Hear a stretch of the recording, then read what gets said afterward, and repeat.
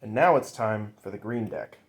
This deck I like to call the Battle of Emond's Field. Now, while it is not 100% canonically accurate to the story, but most of it is there, this is one of the decks that features our three main protagonists, Rand, Matt, and Perrin, all fighting for the rights to Emond's Field. Utilizing Elias, as well as some of the White Cloaks, you use this deck to be able to beat back the forces of the Dark One within Emond's Field, using Zareen and Loyal, or Fail and Loyal, to fight back. You can access the powers of all four of the heroes to be able to fight back against the Shadow. This deck utilizes black, green, gray, and brown in order to facilitate victories. With green being a highly combative style of play, you'll easily be able to have answers to all of your opponent's threats.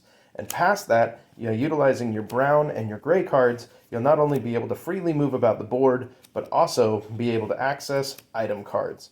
By having Aludra join your team on the battlefield, you'll be able to turn any item card into a bomb, essentially, or a night flower. So you can use an item card, and instead of playing its ability, you'll be able to decimate portions of the board and stop the enemy forces.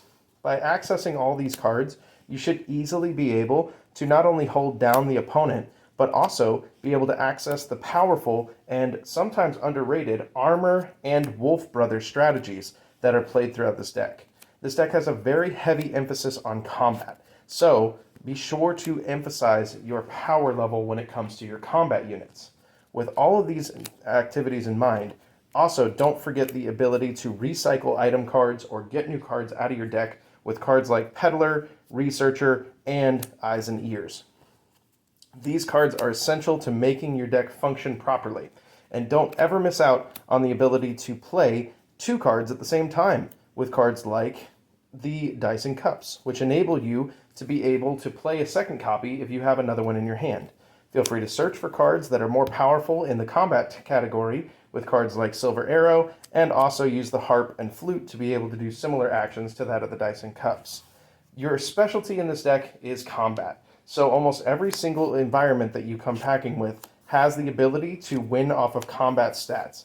And also, we can't forget things like the Two Rivers and the Battle of Emond's Field as environments where you can easily win with your favorable combat score.